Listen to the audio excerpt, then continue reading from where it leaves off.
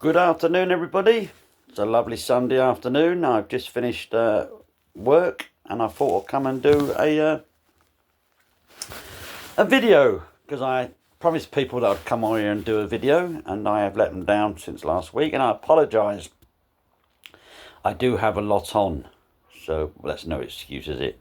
I should find at least 10, 15, 20 minutes for my subscribers. I know, and this again. I apologise. As you can see, I'm in the wife's summer house, which I'm using as a shed at the minute, and she's not happy, but I will buy a shed soon and put it up over the back. I have a big garden, so I have plenty of room. Anyway, I've come on here to tell people what happened the weekend. Now, Friday, me and my lovely wife, Deborah, drove down to Doncaster. We was invited down there by a chap called Simon Steele. We met Simon. He put us up in a lovely hotel. It took us 7 hours to get down, which we didn't mind. The drive was beautiful. It rained all the way down there, so I can imagine. Anyway, we got there after getting lost in Portsmouth, so I took the wrong turning. After all the years I spent down there, went back to our old stumping ground, the boarding school. It's been converted into apartments now. It looks lovely. We met a couple of residents. We had a good old chat and a laugh about the school and the days, and then we went down to the river where I used to swim, and then we went to the graveyard and see Thomas Hardy's grave. We didn't see George Frederick fucking Riggo. The cunt was burnt. We didn't see his grave anyway. So we went to a hotel. It was a lovely old building converted into a hotel. We met the lady that owned it. She made us more welcome. I think she knew who I was, and she was very, very pleasant. So, Simon come and got us. We met him in a pub. So I had a few vodka and cokes to build up a bit of Dutch courage, because I'm a quiet person. I can't know what anyone says. I may be gobby on here, look gobby on that, but I'm a quiet person. I don't like aggravation. I have taken up boxing, like I say, and I went the other day, and there was kids there between, I'd say 5, 9 and 12, and when I walked in to do boxing, they sort of laughed and thought, what's this old fucker here for? Because I've never boxed in my life before. Anyway, Simon's friend come and picked us up, and took us to the venue, and when I went through the door, I couldn't believe the amount of people that had turned up to listen to me, my side of the story. So we got in there and the drinks started pouring. Everyone was buying drinks, shaking my hand and the odd cuddle and that sort of thing. You with me? A few people brought their books in, asked me to sign it for them, which I did, from the wee man, and I'll explain the wee man to you in a minute. That's been put out there. So we had a lovely night. I sat down in the centre with a nice bloke. He asked me a few questions, quite a few questions, and I answered it. So the first question he asked me was about Rise of the Foot Soldier films. Asked me if they were true.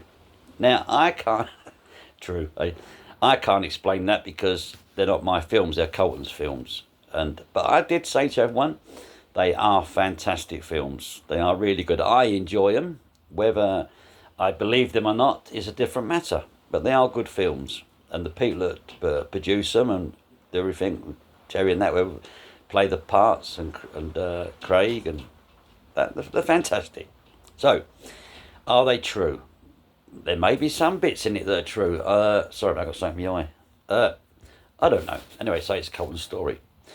So, they asked me about Craig. Why was he portrayed as a gopher, an idiot? Well, we all know that Colton put that out there because Colton was jealous of Craig, because Craig and Tony were more together, friends, partners, mates, I don't know, then Colton got fucked off. So Colton put Craig down as the idiot, but that's up to Colton.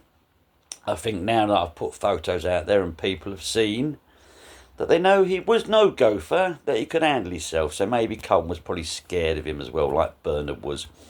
So we went through the questions, and they asked me about Craig, and they asked me about a certain bloke that's going to bring his, I think it's final 5 books out. So I mentioned Bernard's name, and the whole room started laughing. for about 5 minutes. It was comical. So I think, Bernard, they're trying to tell you something. I don't know what. I think they're trying to say you're a bit of a fucking idiot, a bullshitter.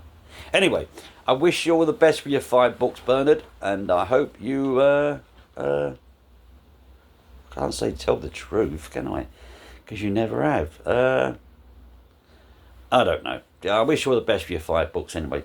Yeah, we had a fantastic night. We met people from everywhere.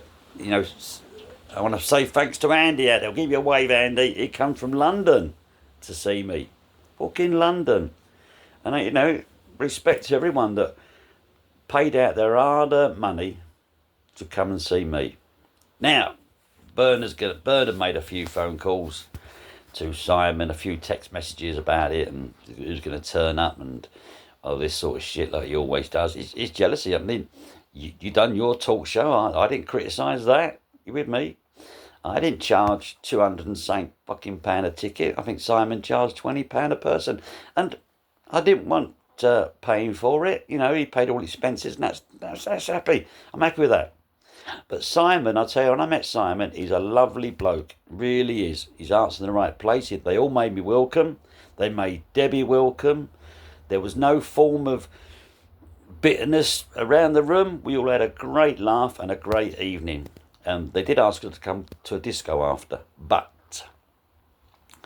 we could not go to the disco. We had to leave early hours of the morning, Saturday morning. I think it was about 6:15, up 6. The reason why is our son couldn't find his key to get into our house to feed the animals. So we shot home. So I want to apologise to everyone because I did promise that I'd have breakfast with him in the morning. So we made our way back anyway. So sorry about that. I do like to say I apologise. Anyway, I've been a naughty wee man. Now I'm going to explain this wee man to you in a minute. So first one, I have been slung off Facebook for a period of 6 months. I made a remark to someone and said that person coming back to me with another remark, they went crying to Facebook. So I have been slung off. I'm not bothered about Facebook and all my followers on Facebook. I apologise for being slung off. But if you can't make a remark about something or someone, then what's the point of having Facebook?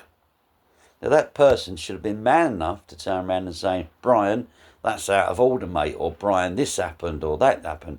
Instead of running to Facebook and making a complaint and crying your eyes out and getting me slung off is very, very childish. Very childish. We all know it is, and I think he needs to fucking grow up. So that's one. And then I got told off again. Yes. So I'll tell you this one. It's a young, I won't say young lady because I think she's in a late 50s, 60s. I could be wrong. I'm not going to be insulting because I don't insult women. She sent me a message calling me a wee little man. The reason why she sent that is because Joe, I won't say her, it's a bit rude, Joe and Colton were celebrating 2 years anniversary. So I made a remark, not a rude remark at all. I wished them all the best. And Colton had a t-shirt on and it showed muscles, okay? It looked like the t-shirt was ripped. So I made a remark about that. And Joe sent me a bit of a rude, disgusting message. Now, what I don't get, you've got a bloke who was a member of the ICF, okay? One of the hardest fucking West Ham men going. He took on the Turkish mafia, he says in his book, which is a load of bollocks. But anyway, he took on the Turkish mafia, and he's got wee Joe to send me a message because Joe calls me a wee little man, and I should grow up. Fair enough, Joe. I appreciate your comment. And I've taken it in and I've replied to you. Like I say, I haven't insulted you. And I won't insult you. But if everyone gets on there and looks at the photo of Colton and Joe, okay, it's a lovely photo. They look like brother and sister rather than girlfriend and boyfriend. That's my opinion. I didn't make a remark about that. I just made a remark about their anniversary and Colton's 2 Bob t-shirt he's put on. That's it.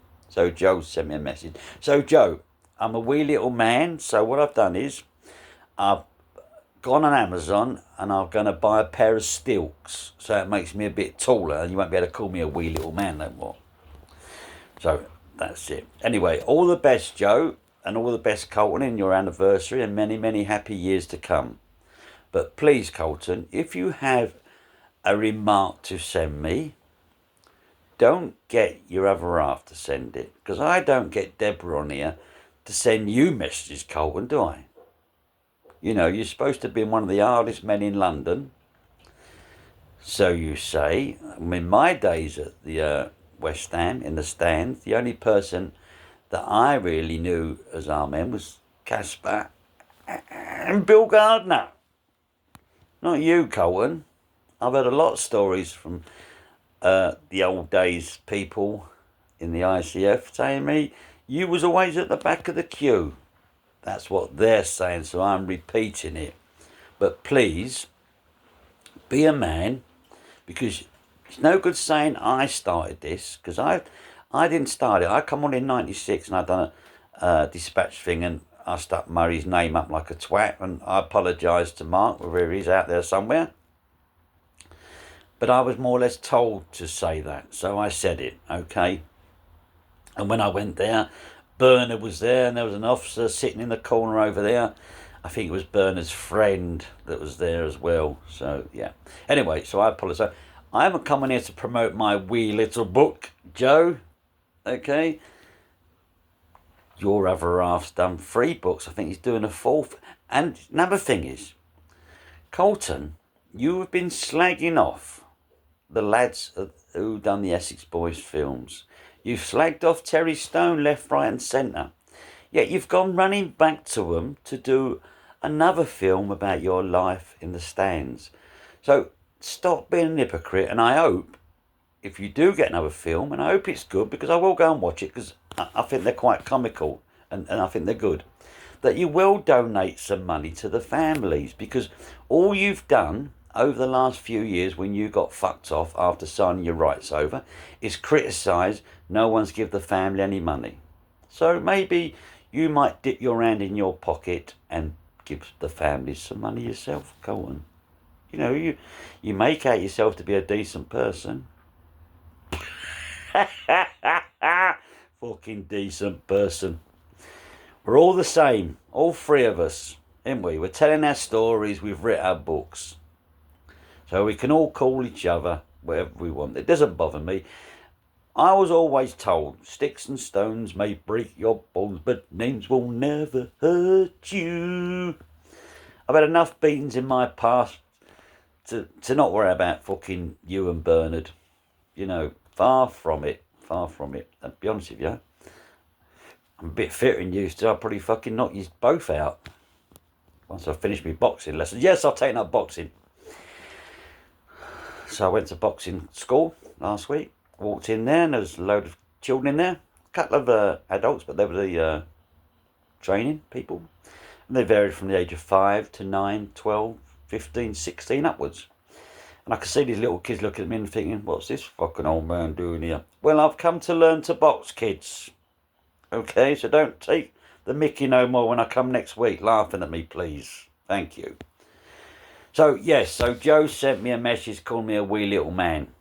So I'm asking everyone out there, go look at Colton and Joe's photo together. Wish them anniversary, like I have, and I wish them all the best in life. And tell me if you think they look like brother and sister rather than boyfriend and girlfriend.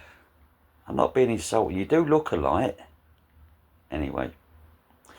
So we go back to the evening. The evening was good, like they asked me about Craig and why Craig was betrayed as a gopher idiot. And we know who done that. That was Mr. Colton Leach. And a bit of pennyworth from Bernard. And then he asked me, what else? I mean, oh, there's on about a certain person. I said, Bernard, there's on about you in your last final books. And when your name was mentioned, the whole room started laughing. It went up uproar laughing. I think it went about 5 minutes laughing. I couldn't work out why they were laughing. think they think you're a bit of an idiot, Bernard. So, anyway, that's what people think of you, Bernard. I say thanks to everyone that forks out their hard-earned money and paid to come and see me. The money has gone away. It didn't come to me. I didn't want it. You with me? I just got me expenses, me fares down and that, and I was happy with that, mate. It's not about making money. It's about telling the truth on Craig's side, because two people have betrayed him over the years as the idiot. So, and they asked me, who do I think killed him? I can't answer that. There's so many theories out there, and you have to be watched, because if you make a remark, I'll be kicked off YouTube next. Someone to complain again. So I'm not going to go back down that street of who done it. Let the people who think they believe it did it get on with it. So yeah, like I say, I want to say thanks to Andy that travelled from London to come and see me. You know, Andy, thank you. I want to say thank you to Simon and his crowd for making me welcome. And all the kindness and love I got there. Thanks, Simon, for everything you done. I've got a bit of white finger coming here. I've got a claim going through at the minute for vibration. See how white they are, look. Pins and needles I get.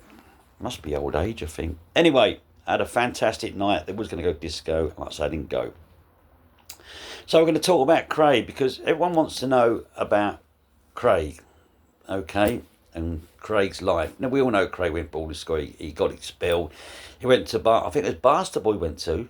You see, he had two friends, two right fantastic friends that he grew up with and done everything with. From the day he went to the little kiddies club and was shaking the lady there, and they got some trainers and clothes every time they got a fucking Lego with that old girl. Yeah, they grew up together. Well, Terry was into cars. He was into ringers. Same as Craig, but not as bad as Terry. Well, Terry sold a car to someone. The bloke come back complaining. He ended up a fight. The bloke hit Terry, and Terry banged his head on the side of the curb, and it killed him. So I think with that, and with Dave Stratton robbing that old boy, tying him up with Gary Pitchley, stealing his money, and Craig giving Stratton a good idea, I think that's what really, really turned Craig's head. Is his two best mates turned out, well, one died, and great, I give respect to his family if they're still around for it. That should never have happened. But it just goes to show, doesn't it? You can whack someone, they can fall down, and next minute they've passed away. So I think those two incidents really turned Craig's head into the way it was, and then the help from me with the pills and the other bits and bobs in life. I'll tell more stories. There's loads of stories to tell about Craig. Like I say, good and bad. We'll get round to them. I have brought a laptop, so it's being fixed up properly, so I can do it properly on a laptop rather than this the phone. This is my new phone, so this is a bit more technology. I was a bit better picture, and this handsome young man here looking at yous and saying thanks to everybody for subscribing and being my friends and sending me nice messages. You do get the one or two keyboard warriors that send me bad ones. Like the other day, I had someone call me a nonce. A bit sick, really. But let them get on with it. I'm not bothered. Call what you want. I know I'm not. I'd say, you come on here, you tell the truth. And people want to make something out of it. Let them get on with it. You all know where I'm based at. You know what I mean? Come and have a chat with me in a cafe or a pub. I'm not a drinker, but I'll sit down and have a chat with you, and you can call me that in front of me face down. It might solve the problems like Facebook, isn't it? You make a remark and someone goes crying rather than fucking facing me. Anyway, I'm not going to waffle on like I normally do, because it's Sunday and I'm going to have my dinner soon with my wife. But like I say, it was a fantastic evening in Doncaster. Hell of a lot of people turned up, and I want to say a big thank you to everyone that was so nice, so pleasant, and for all the drinks they tried to get me drunk. And to be honest, I was nearly there.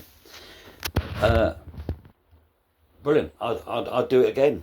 I was nervous, because you don't know what questions you're going to be asked, whether people are going to start calling you, and whether you're going to get a bit angry, a bit annoyed, or you're going to go outside for a fag and someone's going to be there and belt you. But no, it was fantastic. Simon, you've done me proud, mate. And for that, everything you've done is so good to know I've got a good friend in Doncaster. And many other friends that at the night. So, listen, I'm going to go for me dinner in a minute. So I'm going to wish everyone a pleasant Sunday. And we're all back to work tomorrow, that horrible work. But if we don't do it, we cannot pay our bills. Okay? Now, I know what Bernard was texting Simon a load of times while I was down there. Just childish, really. Let him go with it. Let him do his last 5 final books. And you never know.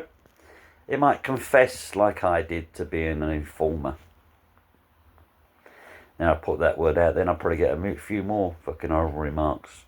But like I say, don't bother me. And I want to say, everybody, have a nice Sunday. And I promise you, I'll be back Saturday. Bye.